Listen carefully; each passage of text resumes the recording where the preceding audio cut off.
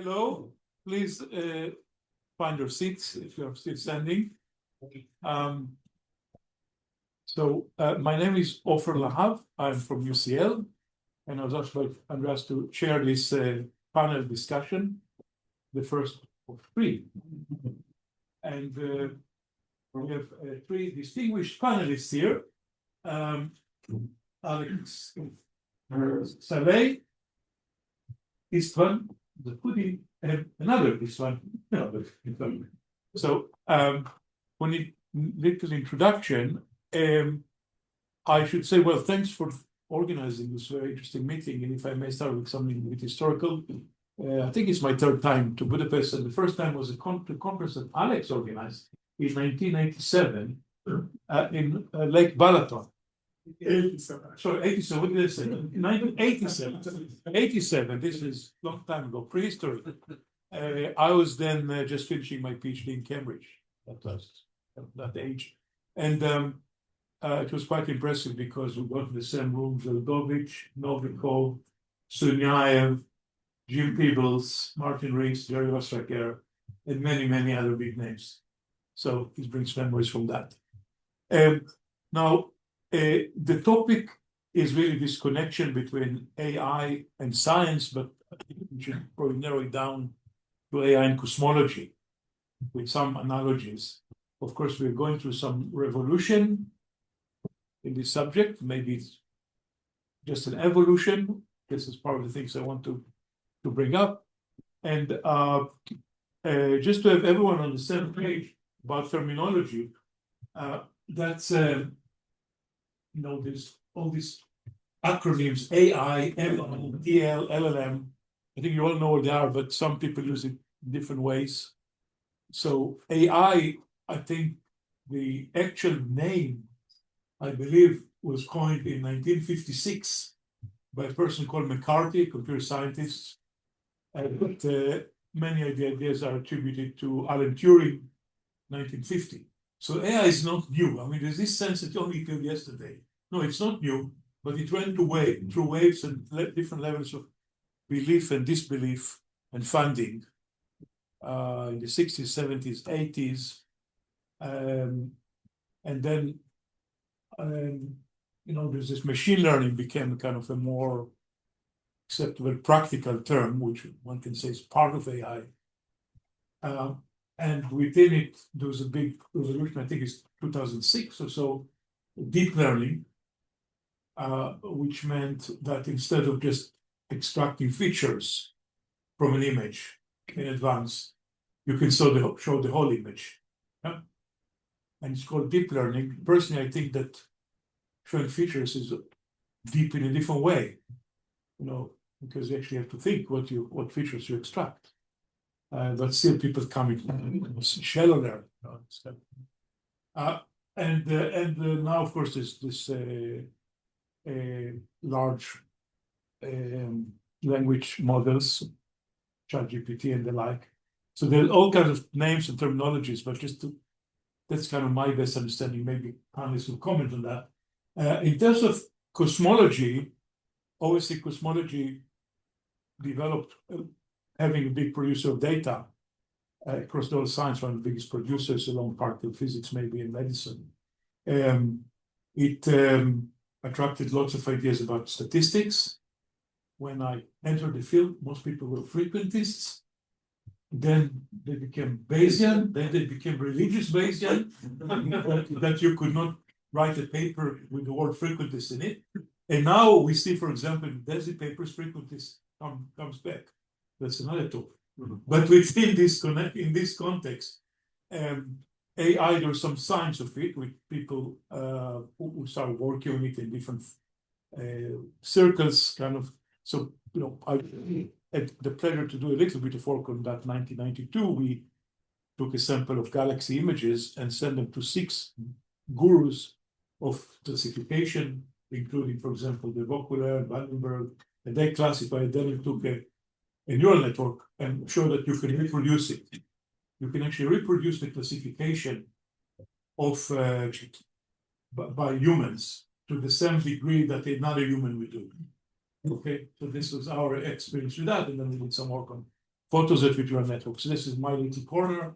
I think a lot has happened also in other parts of the world. Maybe others would comment. So these are kind of the two first bullet points. Maybe I'll pause and see if any panelists want just to comment on that, on terminology and history. Alex, you go first, and then we'll go. So I remember when we started the Sloan survey, so the first meetings were in 1992, and then we started to talk about the immense amounts of data it will take, and people were really kind of not quite believing that this actually can be done. Then they were starting to joke, okay, and then will your system actually write the papers as well? So they thought it will be automation to certain extent, the papers will be written. And lo and behold, today we are at a point when one can actually type it into Google or some prompts and then press a button. Somebody showed that submit to FJ, submit to Monraz. So that's the answer.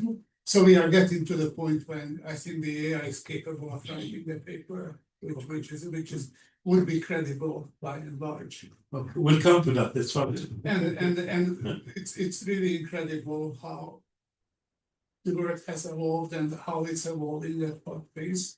But there is also an incredible amount of hype. And we need to be very careful in separating kind of the hype from the facts that can be done. And right now there is still a big split in the community. Has actually AI reached a plateau, or will it continue at the current place towards AGI? So that's we don't know. On the first question, can we analyze survey without AI? I don't. Well. So AI currently is still not at the point when it can give us error bars and statistical significances. And I think we have to understand that what kind of new errors will AI introduce into science, beyond not just and I'm not meaning the hallucinations. So actually, much of my talk tomorrow is going to revolve around that, how AI is introducing a stochastic components into everything that we do. It will question the reproducibility of science. When you don't give a sharp deterministic answer, what is the meaning of reproducibility and replicability? So anyways, good. That's good for us. Good. Let's see. Please, any comments on the kind of terminology history? Then we'll go to that one. So my comment on history would be that this change in the last years has been so abrupt and quick that I think our best luck. The luckiest outcome for us would be if another AI winter came, and Alex did say that, there's a lot of hype, and AI has, the history of AI had these hype periods and then AI winters when funding ran out. So I think if another AI winter is coming, we are lucky because then we can cope with all these things and we can figure out all the issues, the larger issues, the ethical issues, writing papers, how to deal with AI, how to apply what we already have. But if it doesn't come, then this kind of exponential development is completely unpredictable. So that's my historical comment. Just joining what Alex said about the data. So actually, we have been drawing these figures of Moore's law. I have slides back from 30 years when we already draw this exponential curve and said that data will come, we will have more and more data, and computers will be faster and cheaper, and they will reach human capacity. So I have slides back in 2000, and the prediction was pretty good. So it was around this time when we reached this thing. And so talking about AI, artificial intelligence, we have to think a little bit about intelligence, human intelligence. And as natural scientists and physicists, so we do know that our intelligence is limited. And when Sloan came to life and we knew that there will be 300 million galaxies, we did know that there are no PhD students who can look it by eye, all of them. So actually we do know that this finite volume and finite number of cells in our head, this has limitations. And I think, answering the first question, so we cannot do the deep analysis and deep understanding of things with our brain. And the big question is whether the understanding of the whole stuff can be done by us. Because we may think that statistical analysis, counting galaxies, that's just a simple part, but the understanding, the complex understanding of cosmology, that will be from us. But there is the question if it's more complex. So like more probably cats and dogs cannot understand the large-scale structure of the universe or cosmology or Big Bang theory. So you never know, but if the real theory of cosmology, like understanding all this stuff that we are seeing and all the mysteries, dark energy, dark matter, correlation of galaxies and CMB or whatever, if the thing is so complex that is just beyond this volume and number counts of our cells, then definitely we need this. Yeah, good comments. I think this kind of leads us to this third bullet points, which already people refer to, can we analyze surveys without AI? I phrase it this way because used to be conferences, do we need AI for surveys? I'm asking, can we do surveys without it? And the point is, and I'm interested, maybe we'll pause a bit and get from the audience some comments, is, there's, if you like, the pipeline element is, okay, you did whatever photoset for 1 million objects, could you do it now for 1 billion? And how do you do the scaling again, the exascale and so on? But there's also the novel. Okay, well, you said not what could assist that box and novelty and discovery? Could parsers have been discovered by AI? Yeah, questions like this. Let's maybe see if there are comments. Don't feel obliged, but okay, Gigi. Yeah, maybe one example. I think it depends what you're doing surveys.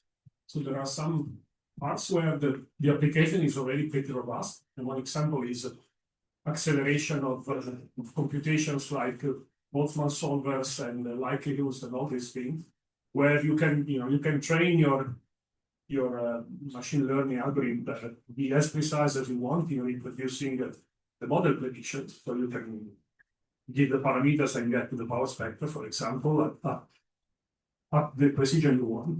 And that's fine. And the gain is of the order of 3 orders of magnitude, sometimes the computation time.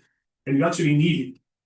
So you say, actually, without that, it takes ages to do some of the likelihoods given the data that we have at hand now. But the other side is, more ambitious applications like cosmological influence. That is, you plug in your galaxy distribution and let me do the speed sub the cosmological function. So doing all hierarchy of correlation function at once, I think that's still to come, because I think the trouble there is that we don't have the training sets. That's the big difference with AlphaFold.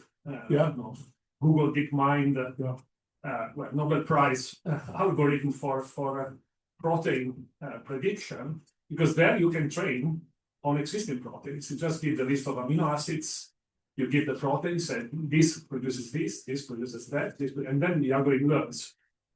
How do you train a cosmology algorithm to tell what this cosmology produces in terms of large-scale structure? You have to have simulations, but then simulations have to be sufficiently realistic that they are reproducing the real data, and then you have to believe what you're looking to train. So that's, I think, in that respect, it's very fascinating. I'm interested myself in that. We are doing experiments and see whether you could use fast simulation, for example. Can you train algorithms with LPT simulations, which of course is because we can produce many, but then of course we don't have the accuracy of small scales that everybody thinks from this. Yeah, thanks. When I said surveys, I also meant the simulations, and to rephrase what you said, people talk about emulators, which is a way of using expensive simulations, very few of them, and training smaller, larger ones, but with lower quality. Yes, please. I was just to add to this. I mean, one thing we hear a lot about voids. We hear a lot about indicator functions. So all these are sort of ways of compressing the data. But why are we using them? Right? Because we think they're in some sense optimal. We haven't found them by optimizing some metric of any way, I think. So yeah, for some things we have analytical insights, and it's preferable because we can write down completion theories and control. Take 3-point functions to that scale, we gain something. But for many of these things, it's not so obvious. So yeah, so now if we look up sort of black box summary statistics and find that cosmology is not London CM, how do we proceed from them? Right, good. So this links also to, as you said, a lot of discussions here about voids and clusters. But what about the rest? The Malcolm and Yaris, you can take a field level approach and deep learning and say, I don't want to think, I don't want to call something a void or a cluster. I'll just show the whole image and see what you get. John. So to me, some of this discussion brings up a much broader issue about how research is going. Okay. Cosmology. More broadly, everything we do is becoming much more elaborate. So the danger is you have enormous pipelines, taking dozens of people to put together, and results spits out at the end. Increasingly, nobody really has a kind of overview. And the kind of developments with AI automating all that just seems to be pushing things in completely the wrong direction. So, an example of what I have in mind is that the literature recently has been full of any number of papers taking some particular statistical approach to mixing data sets together, reaching conclusions on dark energy. What nobody was asking was, well, could some of the ingredients be incorrect? So as we've learned recently, it looks like there was a systematic miscalibration of the entire supernova approach. Yeah. And AI wouldn't be open to that because it would just say, oh, you want me to learn how to do an MCMC more efficiently. Right, there you are, here's the answer. And the answer will be more elaborate than the mess that we've already got ourselves into, which people have difficulty looking at, stepping back from and saying, well, is there a missing ingredient? I think it's just going to make the problems we have of distinguishing the systematic unreliability of our data sets from the formal ways we analyze it. But separating those ingredients is going to become harder if you adopt this sort of, dare I say, junk. Well, unless, but just to defend, as I said, there's the pipeline stuff, and I agree. Pipelines of the one technique, but maybe AI will reach a level of better understanding and thinking about what can go on with supernova. Not impossible. Let's see. No, but it needs some good training. Please, Martin. I just want to add to what John just said. It's like kind of philosophically, I'm thinking, why are we doing any of this? Because it's not really useful the stuff that we do. We do it because we like it. So if AI is doing all of it, what are we doing? And what do we learn really if everything is done by AI? Yeah. Okay, we can come. It's great to have these provocative questions, but I think could also be fun with AI. But let's see what people think. Let's maybe move. I think we sort of touched on point 3. Point 4. Okay, this is also Gigi mentioned the alpha, the protein folding. So this is really I call it killer applications. Maybe not the nicest word, but I think I'm speaking provocative now. I think we've not seen yet in cosmology, at least, an application where you say, wow, this has really transformed the field. You can say, yes, we can do, speed up the calculations. You can say you can do it for billions of objects, but is there something like the protein folding, which got Nobel Prize, or materials? They're discovering hundreds of thousands of new materials without a lab, just by interpolating. And I think we're missing that. I spoke to biologists about it. How come you have this great achievements, and we are still trying to find one. And one biologist said, oh, it's obvious. It's because biology is far more complex than physics. But then the other biologist said just the reverse. He said it's because physics is more complex than biology. So I'm completely confused here, and maybe the panelists could help me there. So maybe we'll start this direction now, or whoever's ready. Yeah. Yeah. So actually, let me turn back to the question. So why AI hasn't discovered something magical in cosmology? So the question is why we cannot go forward beyond this dark thing. So the whole theme of this thing that it's already several decades that we have this dark thing and we cannot move forward. And I agree that this is a big difference, that we have one piece of universe, lots of proteins, and also what limits AI in a sense is the observation, definitely. So I think we can mostly also interpolate, and I honestly do not see what is our advantage in creative thinking, finding new relations, whatever, that AI cannot find. So I think that this is the limitation of observation that does not allow to move forward. Yeah, I mean, I personally, from experience so far, I found that the best use of AI is to speed things up. So, for instance, I might be able to write a program much faster than giving it to a graduate student or doing it myself, doing it on AI. If we write something, it will be wrong, but I can fix it, and sometimes it's faster. So I think that's not going to be transformative, but if you do more stuff, eventually you might be able to discover something new. And the other thing, I mean, where AI, I think, has strengths is when things are either very nonlinear or complex, just like in proteins, or when you have to combine many disparate fields. So AI, the way I look at AI is like a not too smart assistant that nevertheless knows a lot more than I do.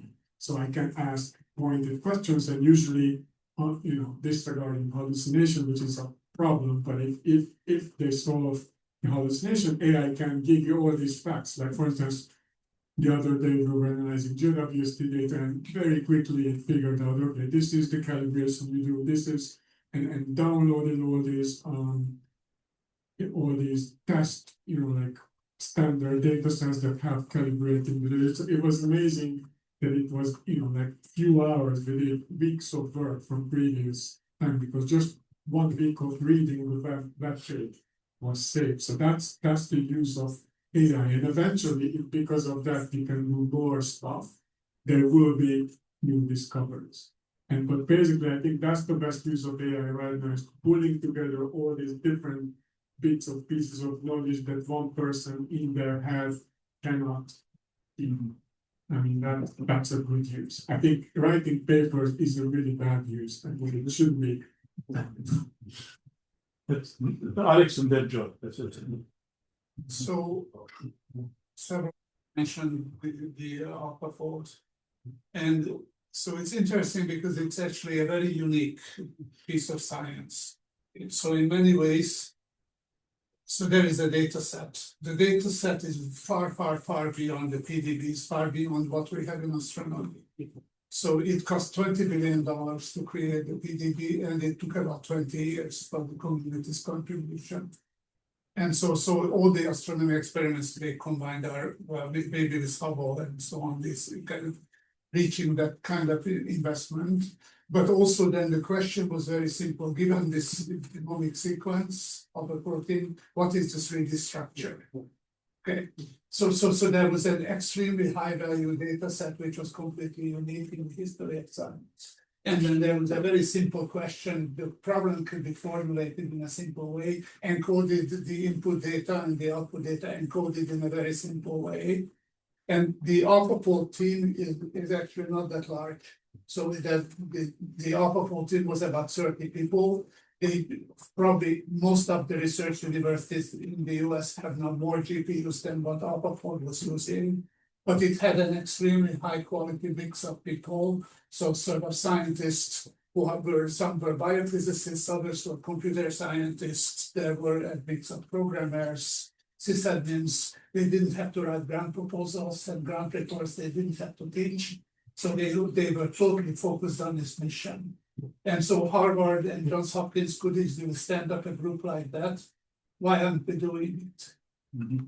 So because today's research infrastructure is also organized in a fashion that is not really suitable to actually have these single-minded goals and projects. And when a project has 1,000 people, it has a very different dynamics when it has 30 people. So we spend much more effort on just managing basically the collaboration. So we have a lot to learn from this experience. And by the way, the AlphaFold group, some of the same people who are now doing the protein coding, they are now also, I just saw an article, they claim that they are very close to solving the Navier-Stokes equation analytically, or using the AI to discover hidden symmetries in the Navier-Stokes equation. So that would be, I think, a real breakthrough. So people are trying to do in science. Neural nets have actually been quite successful in discovering some symmetries. So actually Rishi Kondor, who's there's a professor in Utrecht University, is one of the actual proponents in the world trying to do this. So building actually neural nets which have certain symmetries for symmetry groups solving particular problems. Good. Interesting comments, John.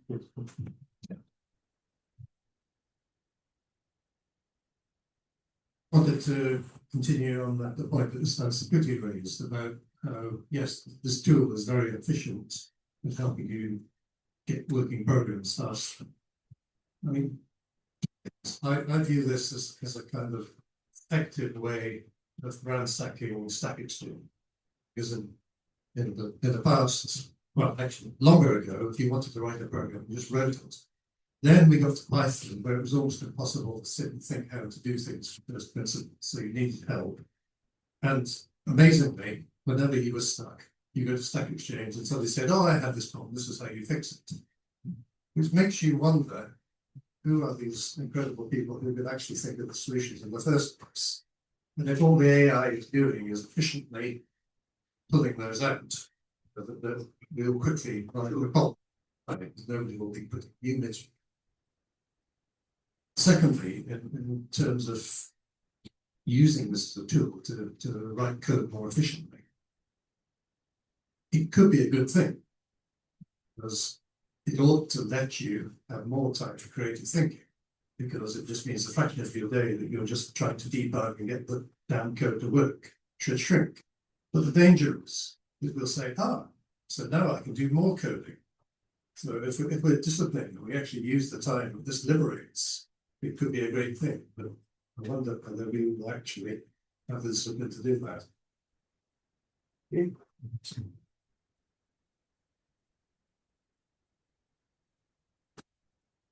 Navier-Stokes equations.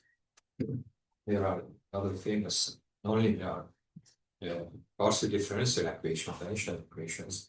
Do you know any group who using AI to solving dimensional equation, finding exact solutions?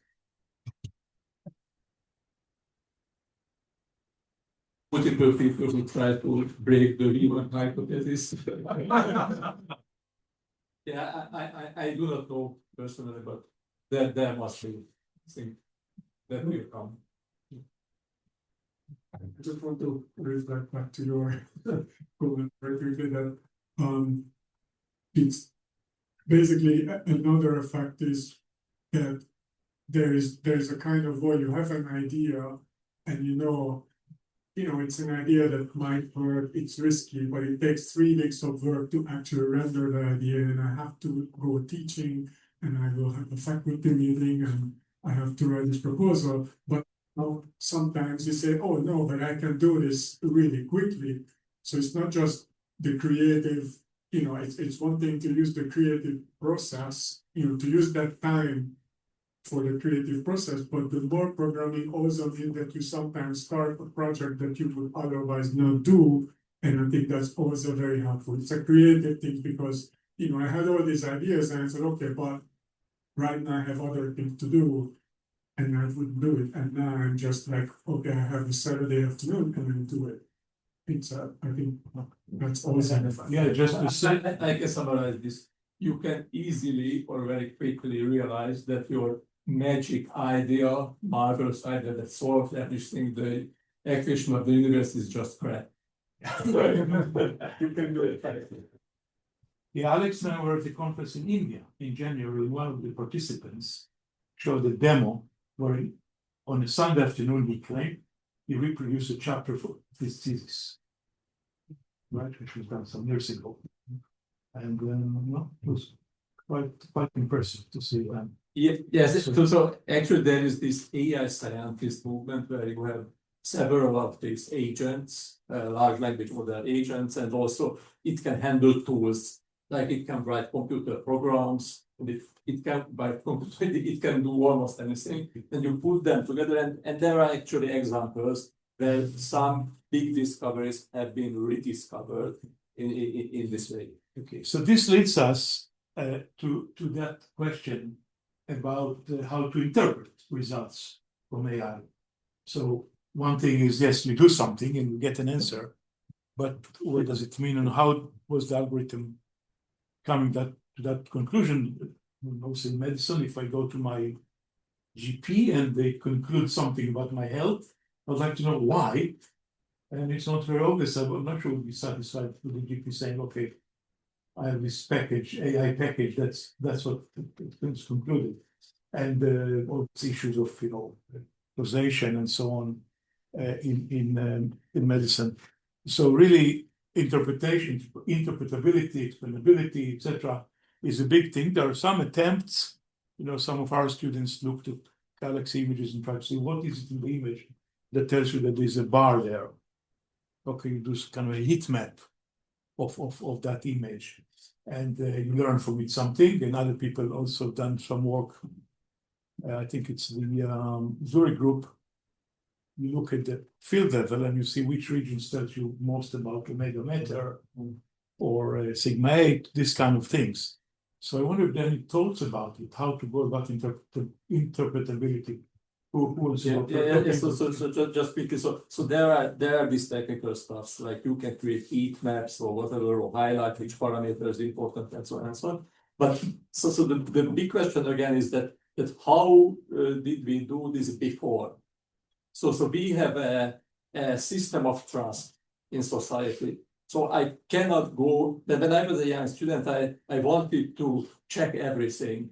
That where that big physicist said this and that, but where is the data? How can I check? Or like the supernovae, that there are this big group of people. They are kind of religious because they are a close big group and everyone has some meat in that. So they have to believe in that's correct. And this is so complex that no one can redo this rules. And this is true for CMB and all this stuff for gravitational waves, whatever, CERN, the Higgs boson. Okay.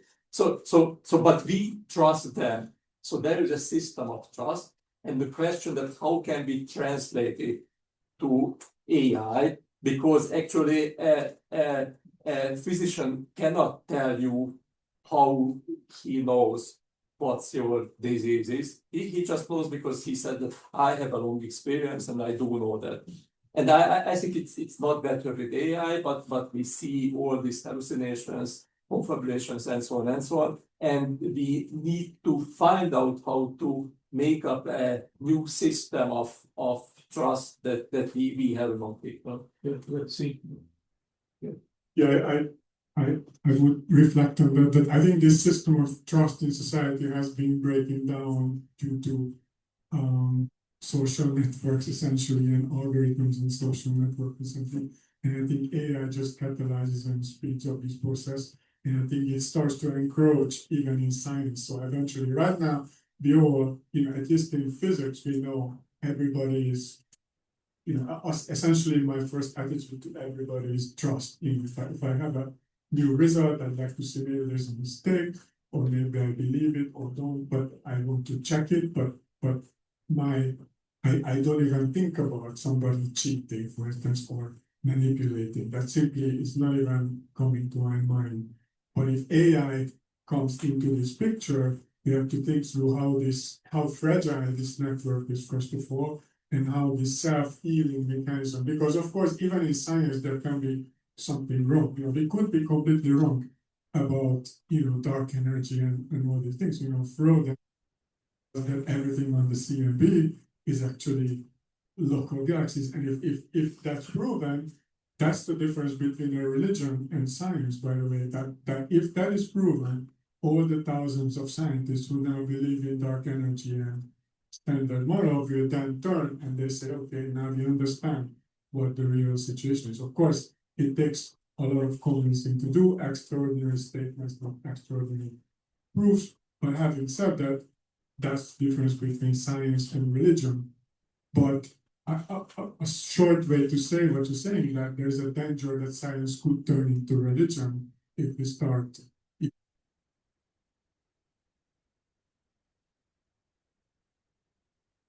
the most convenient and natural way. And also high school students now grow up by doing everything with AI and LLMs and 100% trusting the results. So there are no gatekeepers, it's basically anything goes. So there are huge dangers to that network of trust.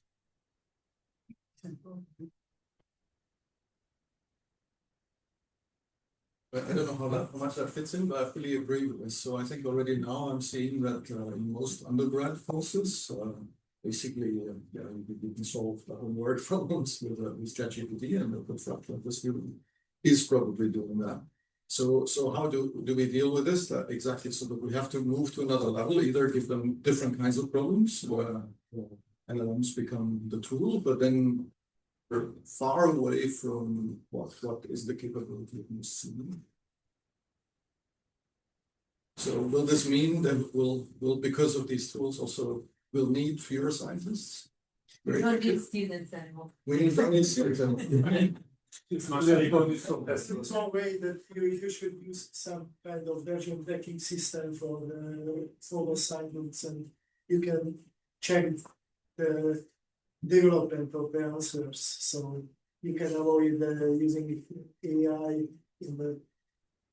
Yeah, but that's a different way. That's sort of I say you shouldn't be using it, and if you're using it, I try to detect it. But the other thing is, well, we should be all using it because we can do maybe better things potentially. So, but we should probably, I don't know, maybe the next how should we embrace it, right, in the most useful way? Because one way is say, well, you not have to use a pocket calculator because you have to learn how to calculate in your head. But using, you can say that you can use AI, but correct. You will see that corrections and But AI can generate that easily. No problem. Good. Let's try to keep things a few more questions around Alex, and then we'll move to another question. Well, it's the question is for us, so it's coming partly from the fact that Of course. it's coming from the fact that the AI is a black box, and we don't like black boxes, so we don't know what's going on inside, and we don't understand what it's doing. And so when I look at 10-year-old machine learning books, it says that, okay, if the number of so you can solve a model, a regression problem, if the number of points is much larger than your model parameters. So what happens when you actually start to increase the number of parameters? You start overfitting. So basically, for a while, actually, as you increase your number of parameters, the residuals decrease. Then after a while, when you start overfitting, it starts growing again. And when you actually go significantly beyond the number of the data points in your problem and keep going with the number of parameters, then it starts dropping again. This double hump curve is now one of the challenges that we don't quite understand. And interestingly, when I look back, I found papers from the mid-90s actually about this problem. There is a very famous German paper on the statistical mechanics of generalization. Okay. And the fact in the today's deep learning problems, the number of parameters is order of magnitudes larger than the number of data points that we are fitting. And why don't we have to do regularization? Why doesn't the problem become unstable? Because it doesn't, it converges. We don't understand. And this is now a big area of research called the physics of AI or the physics of learning, to understand what is going on during the learning process in a complex network program. And it has been wonderful from the Nobel Committee that they recognize that this actually grew out of physics and awarded one of the prizes to Upfield, who worked on spin glasses and phase transitions in spin glasses, which eventually István did as well. So this is becoming more and more important, and it's very likely the understanding why the neural networks are doing what they are doing is not going to come out of the engineers at Google or Meta. It's probably one of the physics departments in the world. And Hopkins is now trying to, we have already 4 people working on AI in the physics department of 30. We are hiring 4 additional people in this area. So because this is where I think once we understand why it is doing and how it is doing, then we can start trusting the system. Yeah. Good, Michael. And so what you said, what getting is we should all stop working on what we're doing and work on AI until AI becomes self-sufficient and then can do all the science work. No, that's not what I'm saying. So what I'm saying is that we have to have a conscious major effort in understanding why the neural networks are doing what they are doing. In the meantime, we can use those tools, as much, but with a healthy amount of trust. But again, by the way, the large language models. So the famous scaling law paper, which predicted at what point is going to the breakthrough coming, this was first authored by Jared Kaplan, who was also a string theorist at Johns Hopkins, and Dario Amadei, who was a biophysicist / cop scientist, and they are now left OpenAI and created Anthropic because they disagreed on strategies. But that's actually a group of particle physicists working now on solving the AI's problem. Very good comments. Anything from the students who are actually going to be the big users of this? You've been a bit quiet. So maybe be brave and make some provocative remarks too. Ask AI to generate one. Right. PhD students who are working on machine learning for more than 3 years now. I think I can add one comment on because everything starts from the universal approximation theorem. Maybe we can call it as a mathematical box rather than black box, because we are now part of the decision making, but inside the neural networks, everything is based on a very mathematical theorems, gradient descent and function optimization. If human brain has a capacity to find an empirical formula with a million parameters, we don't need AIs and the algorithms like the neural networks. So one other thing I can add, because when I try to learn a new field, we will go for a textbook or YouTube videos, but we have some questions when we watch YouTube videos or when we refer to textbooks. So at that point, we need a human being or an expert. Now, what I do, okay, I just ask ChatGPT to, okay, can you explain in a beginner level or in an intermediate level? That makes my studies, it makes more helpful. Of course, it has cons because high school students blindly apply AIs, everything. So that's the con part of this application. This is the only comment I can add. Yeah, at this point. Thank you for that. Any other comments? Okay, let's maybe continue with these questions. Some of them already been discussed, but there is this other bullet points in the second block. Can AI help us to discover new theories? So that's, I think, is quite intriguing. There are techniques called like symbolic regression, which I've seen variable success. It does sound really wild expressions, but we can ask, could GR have been assembled by an AI, quantum mechanics, or even on a smaller scale, could you discover, a different law of expansion of the universe? Is this something which is worth pursuing as well, to basically map? It could be completely theoretical or could be data driven. And not unrelated to this is this discussion about what physics to tell the AI, right? Here, the program, should you enforce conservation of energy, or should we leave it to float, and maybe it may discover a deviation? So it's this kind of what is physics-inspired AI, and it goes both directions. Any thoughts about yes, please? Yeah. I think what human brains advantages, we could forget things. So we can forget. We can forget. Oh, that's Yeah. good. So Good, I think that you make me happy. Okay. I am getting better in that. I think one human life experience has more data than the AI ever would have, or maybe no. But right now, I don't think the AI have that kind of experience, kind of data. So, is there any good algorithm for AI to select what AI should not use and what it should use? Because I think that's why we find new theories, because we remember lots of things and we do not remember many, many more things. Yes, so just one thing that a couple of years there we had a paper titled by AI Feynman, maybe or something like that, and they gave simulations of data, okay, and it rediscovered all the equations in Feynman whatever series books, okay, so that can be done, and also so the question is that whether our theories are so perfect or so concrete, or they are more like just art.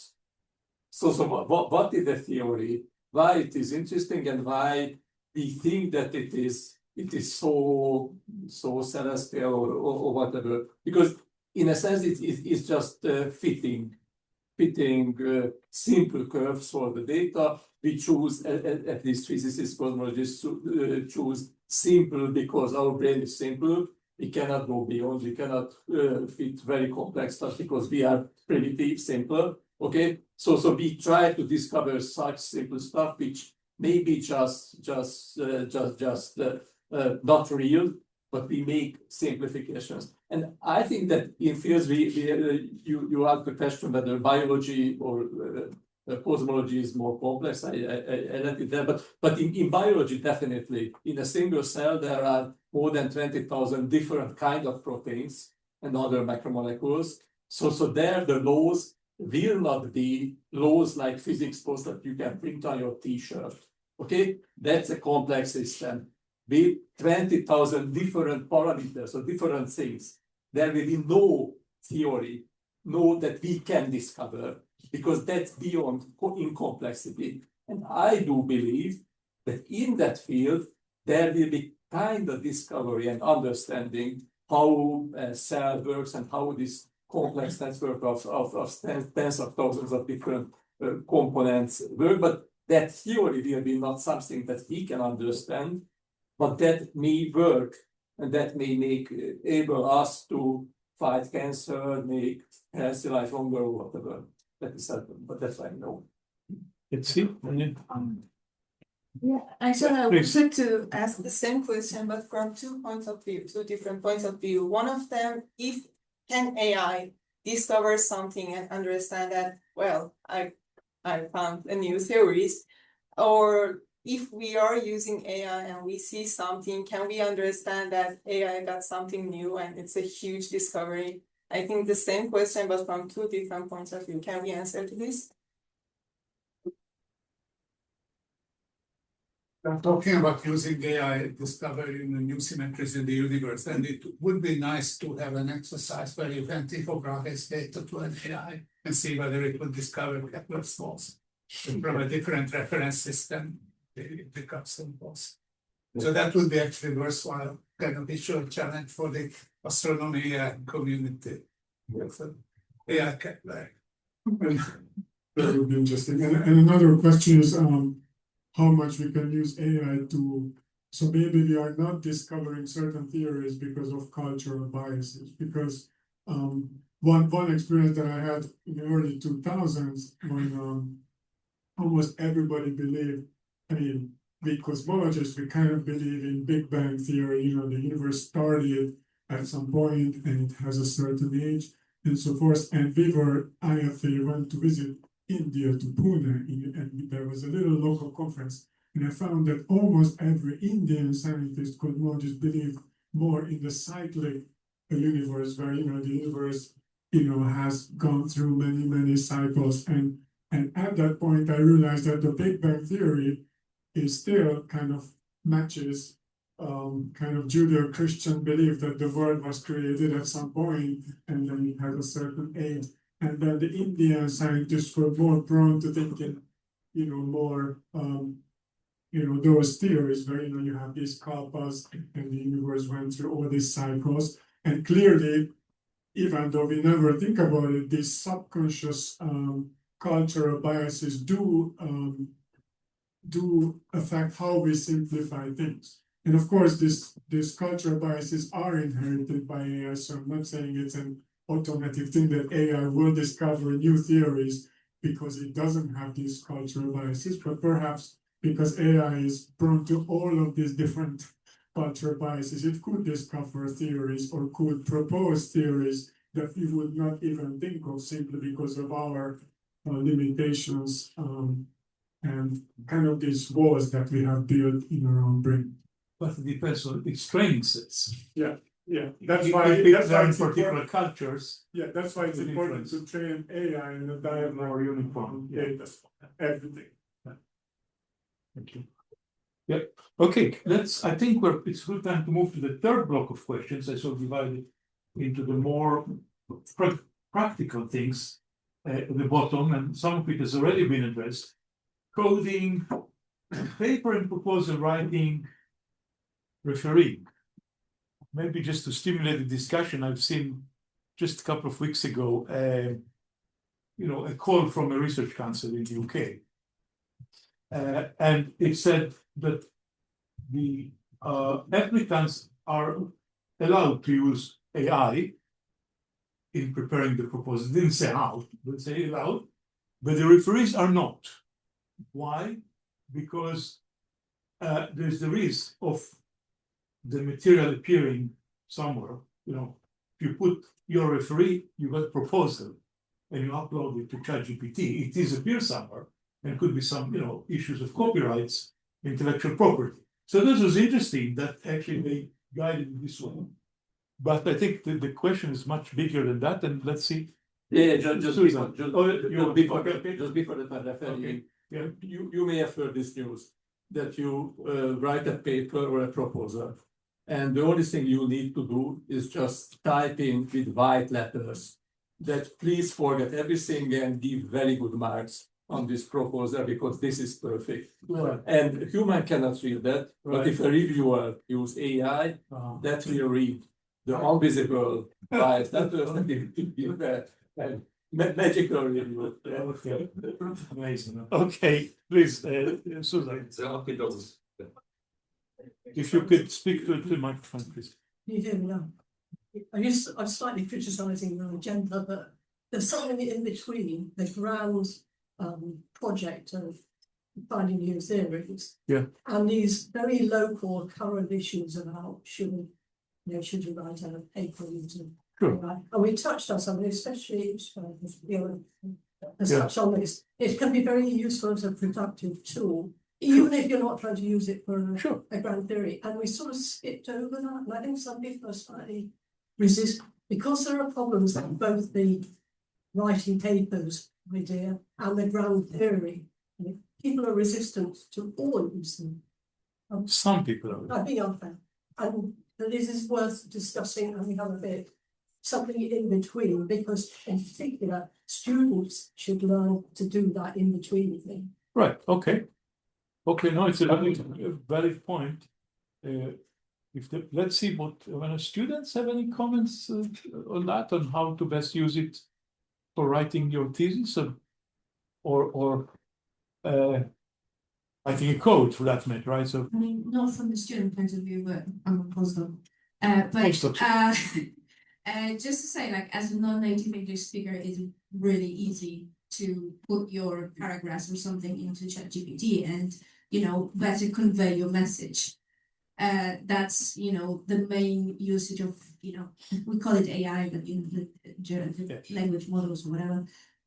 That's the main tool I'm using right now, like as writing the papers.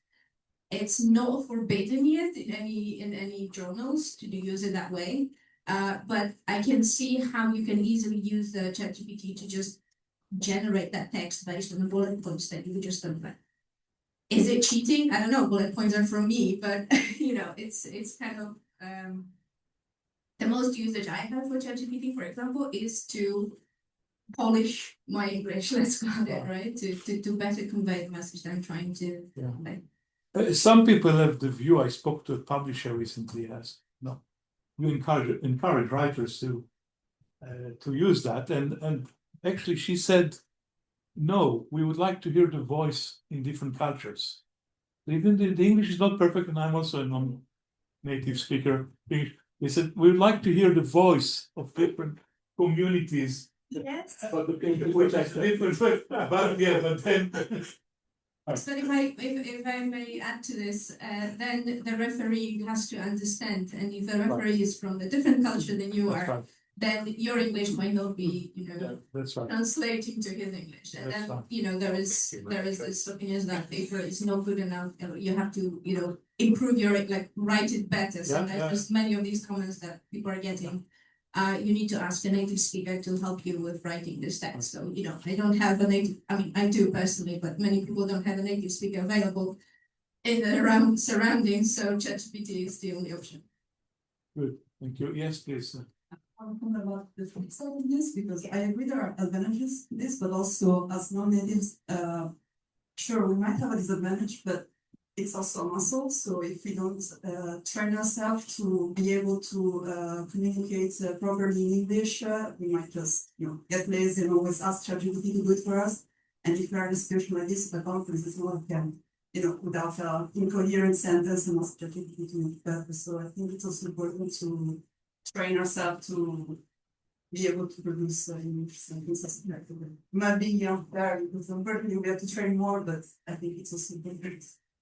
I'm not saying it's that in case that you have to write PhD thesis in a finite time. Yeah. Okay. Very, very, very important comments there. Yes, please. I think also going on that with a lot of these AI tools, and he was mentioned there, back in the day, you would say, well, you don't learn stuff instead of how to calculate everything. That goes to the point here that these tools exist. And it's great on this machine learning, but there also needs to be a level of human learning that happens. So you do have to struggle through these things. I mean, I guess for English, as you were saying, but I think particularly for me, for the codings, if you're a student and you're just learning how to do these things, and you just rely on AI to do this, you're not going to learn anything. And when there's a mistake or something like this, and you all the program changes as it often does, you're going to have no idea how to do this, why it's doing things like this. So these tools do exist, but I think for supplementation, it makes more sense, but there is a level of training when you're starting out to do these things that you do have to struggle through that, and there's an understanding that you have to achieve before you can really use these things effectively. Good. Let's see. There's not a actually, that's the same point I wanted to make. As a student, I've studied many things, and I find a great value in struggling through things and actually making sure my brain understands it and learns it, because that's why I am there and not the machine instead of me. And sometimes ChatGPT or other LLMs make, especially coding, a bit more complicated than what we need at the beginning. So understanding it and using that kind of code can actually overcomplicate things for beginner students. Good, thank you for that. Yeah, please.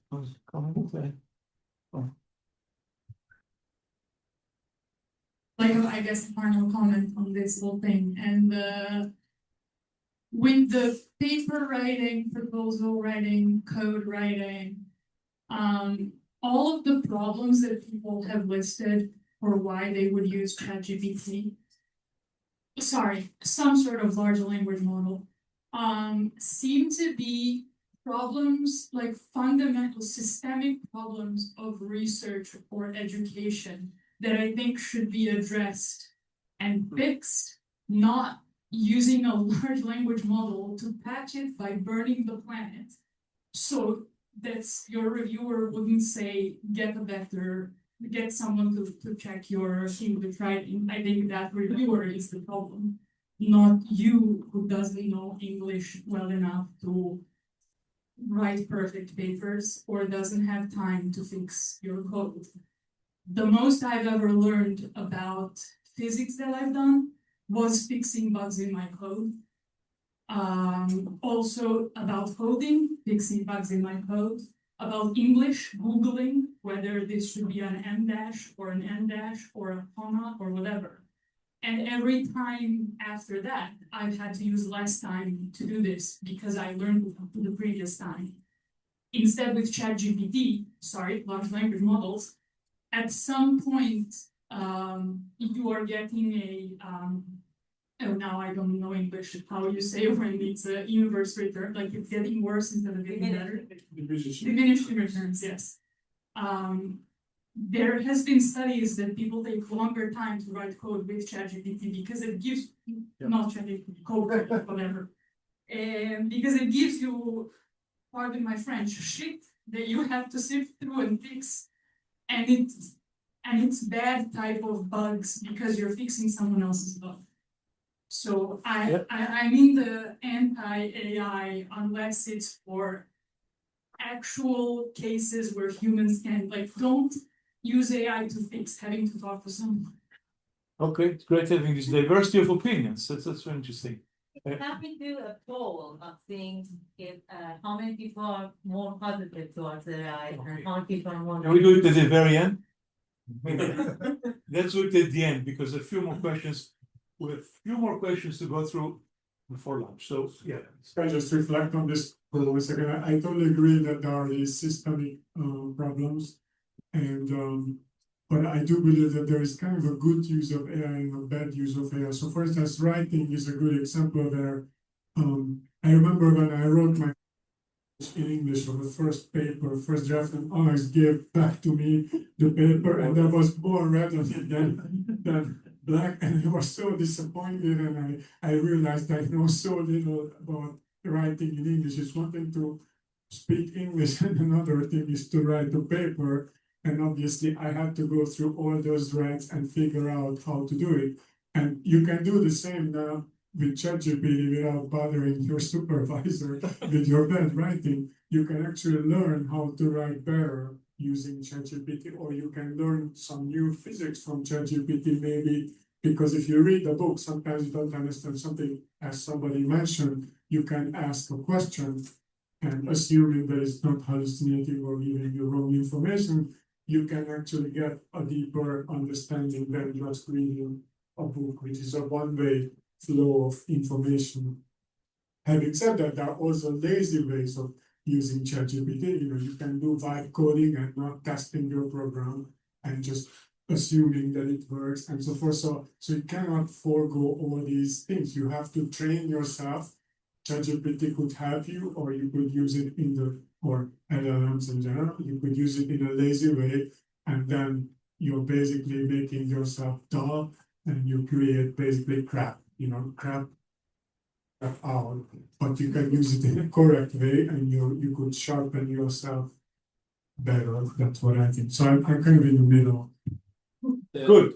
Yeah, so reflecting on writing proposals and why shouldn't I just give the bullet points and why should I fill or the text. So this also, as a byproduct, calls our attention that the way how this whole system is working, like writing 1,000 or 100-page proposal for an EU grant taking weeks or months, or writing very long paper that no one will read, and writing the very same introduction again and again. So if AI can do that, that's why we are doing that. So that's already calling our attention that it was already nonsense, the system that we are using, and it just highlights it. And forgetting AI, we may have the opportunity to repent this. Good. Let's move to the last 3 points between us at the lunch. It's about the overall training of PhD students, postdocs, especially for a dual career in academia and industry. So a few quick comments on that. One is certainly the current generation should be trained very differently from my generation. It's a whole new world. Also, let's be realistic about it. Not everyone with a PhD will get a job because the number of jobs is limited. In certain statistics in the UK, it's 1 out of 10 PhDs will actually get a job. And these are all, Dad and I are also very bright, and maybe they're also interested in things beyond just dark energy, right? So we actually started at UCL about 9 years ago, a program called Center for Doctoral Training, CDT in Data Intensive Science, which was funded by the Research Council. We're about 12 per year, so the 9th cohort is starting this month. And it's a 4-year program where they get a PhD in astronomy or particle physics, but they also spend 6 months in the industry to do something completely different. We don't intervene. It can just be an appendix in a thesis. And it's very enriching. So they do jobs in, there's a ASOS, it's a fashion retailer, job on nuclear fusion. They do 6 months in the Treasury. A student of mine just spent 6 months at Treasury in London, and so on and so forth. And it may resonate also to what Alex said about working in the more what's industry now is where the cutting edge is, the deep mind and so on. And there's also cross-fertilization. The student of mine worked on anomaly detection for fraud detection, right? When your credit card is stolen and someone is trying to use it to get an alert. So we're using the same software now, variational autoencoder, some of you may know that, to do anomaly detection in DESI spectra, right? So there's a lot of crosstalk. So I just wonder, any thoughts? Is this something people would welcome, to have a chunk of their PhD on other problems which are not cosmology? Or do you feel it's a distraction? I mean, I wish I had some of our students in the room, but you could hear from them their experience. But still, it would be interesting to hear what people think. I'll pause for a moment. Do people feel it's missing in the kind of the extra applications? Or I may say something that I think that even without, if you do not bring in industrial applications or whatever in the courses, it's already converging. So the students do the very same. If they are working on cosmology, whatever they are using, various machine learning, data analytics, whatever techniques, that's needed in many business fields. So actually, at our university, at the British University, I lose all my students because they go for Morgan Stanley or whatever, because they learn how to look at data, how to analyze data, and of course these companies can pay much more than the teaching assistant salary at the university. Good. I think we're saying cosmology by itself is preparing people, but still in question, and it's a moving target. Yeah, I think Alex.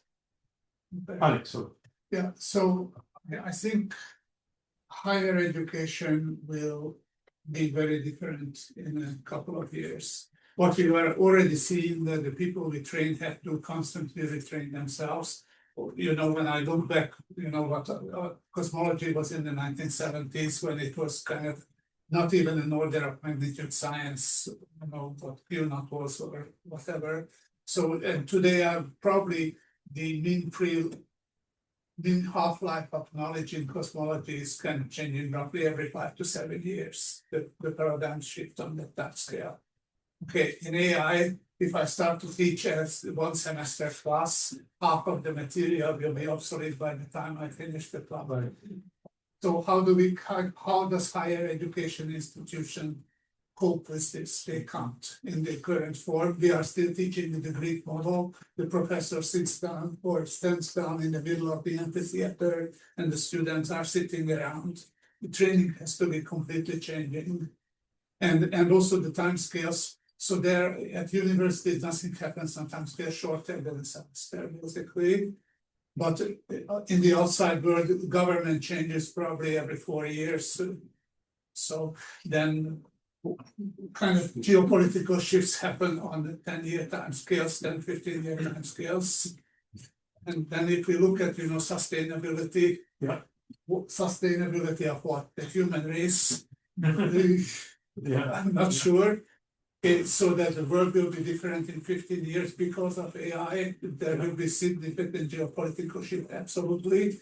It will change governments. And I think the universities are already changing and cracking all over the world, not just in the US and not just Harvard. And the government has to do something with it, but also the fact that universities are not capable of adopting fast enough the changes in the outside world. That's, I think, one of the underlying problems. Yeah, and we have to look at it in this context that with the 6 months time scale for changing AI is kind of unprecedented in the history of it. And we don't know how to do it. And in physics, we learned that always the shortest time scale is the process with the shortest time scale establishes an equilibrium, except if it is so fast, then, so right now, everything is out of equilibrium because of that. So. Yeah, no, it's very important to place it in the overall events and development of the society, which takes us to the other two questions, last ones, ethics. Now, cosmology is not that dangerous there. I mean, no, it's in a relatively peaceful field. After Galilei. Yeah. And it might be also go back to we had some bad episodes, we wanted more in different. But I think in other fields, including these projects students do at industry, you know, sometimes they come back and say, look, I don't feel so comfortable working on this topic, whether it's weapon development or some other things which, you know, people have different opinions about. And that's another thing. How do we prepare people? So we've actually an ethics course. You know, people, academics who teach ethics. And we have some of those lecturers giving talks. But it's another thing to maybe think about, right? How we propagate, especially, you know, yes, your cosmology will prepare them to work in whatever area, but do we also give them things beyond just the technical skills? I think it's something to think about. And maybe I'll just, while I'm speaking, and then I'll stop. The sustainability here, I mean, mainly in the context of climate change. So all these algorithms burn a lot of CPU, GPU. So is it okay for someone to do research on climate change and run an AI that can burn who knows what? It's a bit like, should you send climate change scientists on a conference in New Zealand? You know, how much? So it's all these questions. Bitcoin. So it's all these questions really, but one can turn it around and say that the evaluation of code and then success of a student or any of us will be also by writing more efficient codes and developing awareness of that. So I know that people who do lots of coding and think about it. So many of the younger members of the audience have some thoughts about that. So because I know some of our students now add, you know, at the bottom of the paper say, the equivalent is the energy it takes, consumed taking Eurostar from London to Paris, right? So, or an airplane. So they do the calculations, all these calculators of yeah. But are people concerned about it when you write codes? And not yet. Okay, yeah, there's a great hand over there.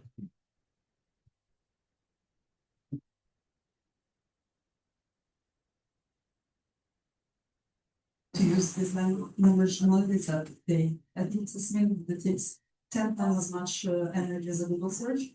And sometimes people just use it as a Google search. So I understand that it can help in an advanced Google search for things that you might take 3 pages of the Google results, but if you just want to look up the exact value of a constant, you can just look by Google.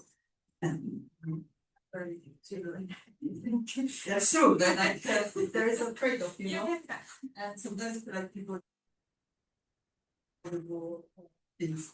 So of course, I'm not saying you shouldn't use it at all, but there's a soft spot where you can optimize the thing.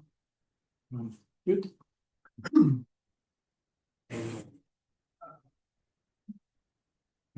But worry so much about the use of the AI energy, but just for this conference, flights here was going to use a lot of energy, right? And right after this, everyone's going to go to lunch, and that's actually going to not be that sustainable either. And in terms of actually computational power, there's a lot of tools that you can use with that I think these non-compiled languages still are very slow, but people use because of ease of use and things like that.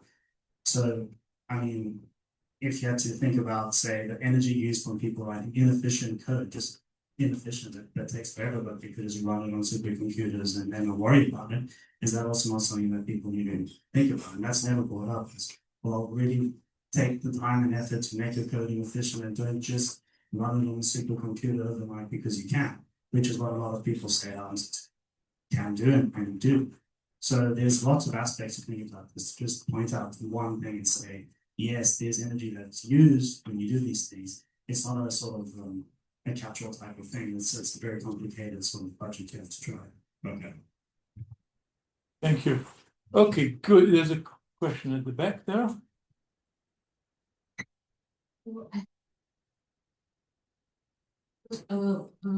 We should and the human should write proposals and whatever we write. It's about the neural connection because I read last month there was a paper by Nature and because if we use ChatGPT or any LLMs blindly to write proposals or papers and there is no neural connection in our brain. Actually, it dampens our brain and after some point, maybe humanity, there is a question of the human intelligence and we will be done maybe after some point. Sorry to say. Yeah, I think we're getting to 12:30. Marika was very keen on taking a vote. But as all politicians know, it depends how you phrase the question when you propose a referendum. So would you mind coming up with a question? The idea of Napoleon. I think I might ask a few questions to get the. Okay, to make it okay. Okay, so the first question is very simple. If you think of a scale, one side you're very pro AI. One side you're very against AI. So we just say positive, negative. In general, about AI. How do you show if you're in the middle? And then, okay, third category in the middle. So if you're not very positive to very positive about AI, raise your hand. What is that? All the things that we do. It's like AI optimist, AI neutral, Yeah. AI passive. Yeah, that's probably a better way to. Yeah, maybe that. So once again. So using AI for doing science, let's say, general, all the things that we talk. LLMs like they exist today. Yeah, doing LLMs, maybe learning things, I don't know, running your pipeline, writing code, everything. Yeah. Positive.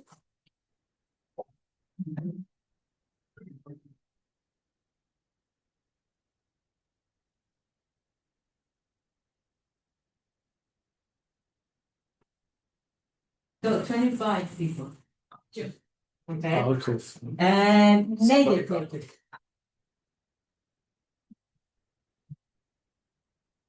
We only get to vote once, 7. right? 8, 7. and middle.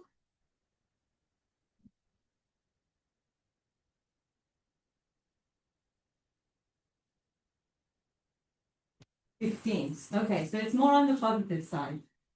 And then it's our job, the negative people, to bring you all down. You didn't go. I'm negative, I'm very negative. So it should be 20, so 25, 7, 16? Yeah. 50. 50. No, but adding you. So. No, I'm negative. No. So what's his? 25, 58. Actually, it would be very interesting to see the gender distribution of the Yeah, we can do also things. And also, I would say, would be very repeat the five. age and gender distribution. So one more question maybe. You are good statistician. How many people are worried about the future of AI? That's interesting, but most people are positive, but pretty much everyone worried. But you're worried that something. Okay. Okay. Alright. Hey, on this optimistic note, let's bring it to conclusion. Thanks very much for the panel. Thanks very much for the audience. Enjoy your lunch.